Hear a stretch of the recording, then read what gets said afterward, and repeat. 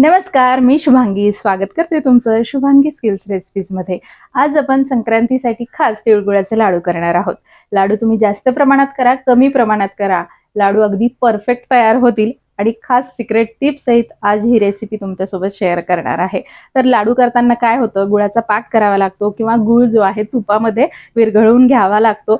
अशा वेळी काय होतं, लाडू थोडे कडक होतात, बांधायला त्रास होतो। पण इथे आज आपण खास अशी सिक्रेट पद्धत पाहणार आहोत ज्यामुळे तुम्हाला लाडू करायला अजिबात त्रास होणार नाहीये आणि लाडू 2 महिने ठेवा, 3 महिने ठेवा, अगदी छान मऊ खुसखुशीतच राहणार आहेत। तर कशी पद्धत आहे, कसे करायचे हे लाडू, चला तर बघूया। तर हे लाडू करण्यासाठी इथे मी छोट्या 100 ग्रॅमच्या वाटीचं प्रमाण सांगितलेलं आहे। 1 वाटी शेंगदाणे घ्यायचे आहेत आणि छान मंद आचेवर खरपूस असे भाजून घ्यायचे साल तडकेपर्यंत।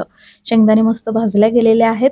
आता ते काढून घेते आणि 1 वाटी तीळ देखील मंद आचेवर भाजायचे आहेत।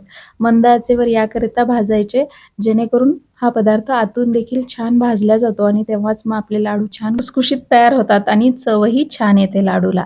तीळही भाजून घेतलेले आहेत, ते थंड व्हायला ठेवलेत। आता इथे मी सेंद्रिय नरम असा गूळ घेतलाय। तर हे लाडू करताना आपल्याला नरम गूळ घ्यायचा आहे, असा चिक्कीचा वगैरे गूळ वापरायचा नाही। तर आता हा गूळ कट करताना देखील अगदी सहजरित्या कट होतोय आणि हातात दाबून बघितला की एकदम असा सॉफ्ट आहे। अशाच पद्धतीचा गूळ आपल्याला पाहिजे आहे। तर मी इथे गूळ बारीक चिरून घेते। तर बघू शकता मी 2 वाट्या गूळ इथे घेतलेला आहे। तुम्ही हे प्रमाण हलकसं कमी करू शकता तुमच्या आवडीनुसार। आता इथे आपल्याला एक डब्बा किंवा मोठा बाउल घ्यायचा आहे आणि त्यामध्ये हा जो कट केलेला गूळ आहे ना, तो घालून घ्यायचा आहे।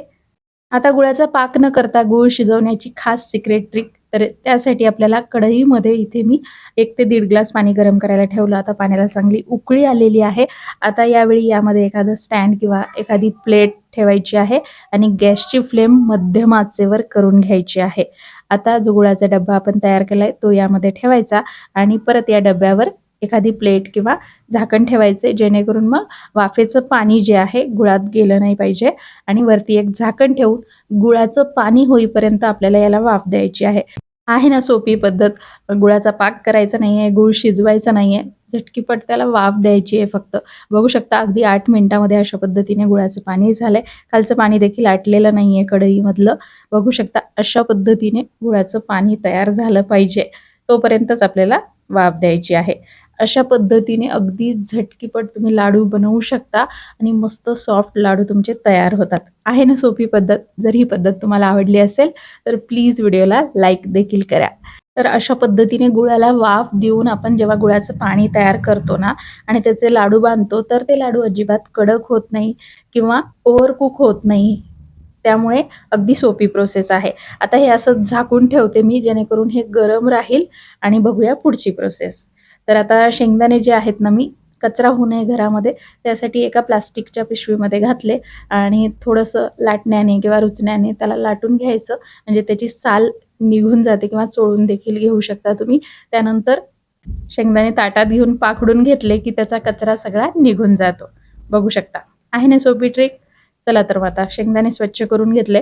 अगदी 1 टेबलस्पून शेंगदाणे तसे जाडसर ठेवलेले आहेत आणि बाकीचे शेंगदाणे आता मिक्सरच्या छोट्या भांड्यामध्ये घालायचे आहेत आणि जे तीळ आपण भाजून घेतलेत ना, त्यातले साधारण पाव वाटी तीळ आपल्याला मिक्सरच्या भांड्यामध्ये घालायचेत आणि बाकीचे तीळ तसेच ठेवायचे आहे।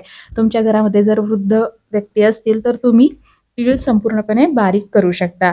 वेलची पूड किंवा वेलचीचे दाणे आणि सुंठ पावडर, चिमूटभर मीठ घातलंय आणि जाडसर याचा कूट आता आपल्याला मिक्सरच्या सहाय्याने करून घ्यायचा आहे। आता हा कूट तुम्ही तुमच्या आवडीनुसार जाड बारीक करू शकता। मी थोडा बारीकच केलेला आहे। बारीक आहे पण रवाळ आहे, बघू शकता। यामुळे लाडूला छान बाइंडिंग येते आणि जर तुम्हाला घरामध्ये वृद्ध व्यक्तींसाठी करायचे असतील तर अशाच पद्धतीने बारीक करून घ्या, हलकसं रवाळ दळून घ्या संपूर्ण मिश्रण आणि त्याचे तुम्ही लाडू बांधू शकता।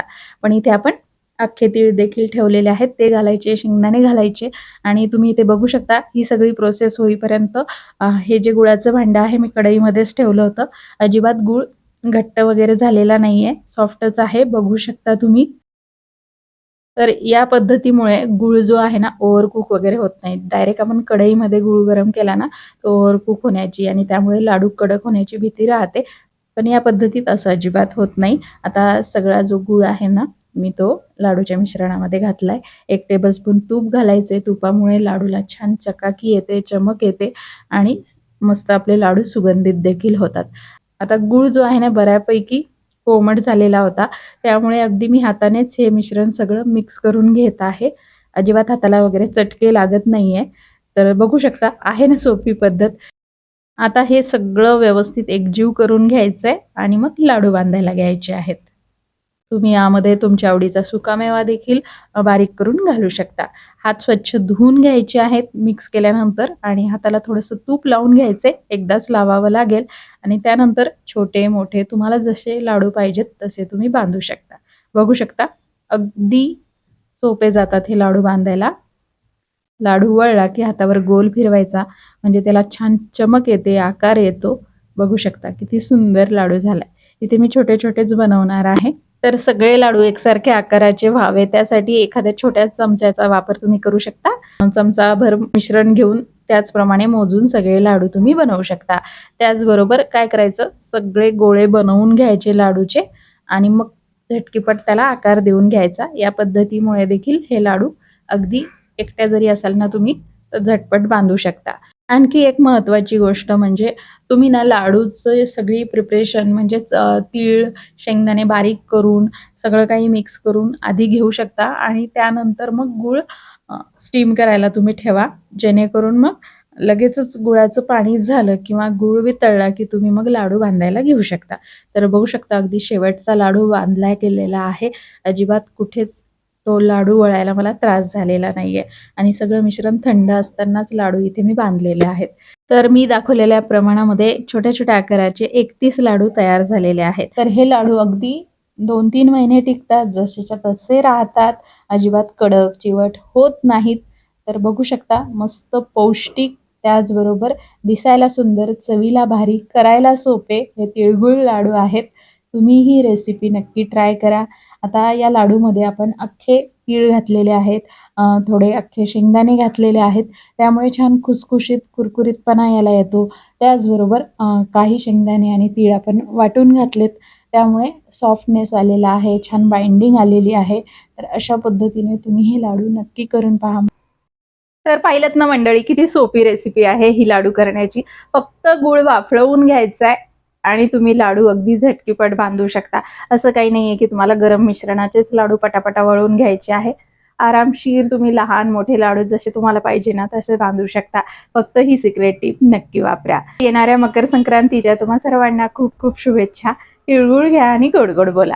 त्याचबरोबर ही रेसिपी जर तुम्हाला खरंच आवडली असेल, उपयोगाची वाटली असेल तर प्लीज आपल्या शुभांगी स्किल्स रेसिपी चॅनलला नक्की सबस्क्राईब करून बेल आयकॉन देखील प्रेस करा.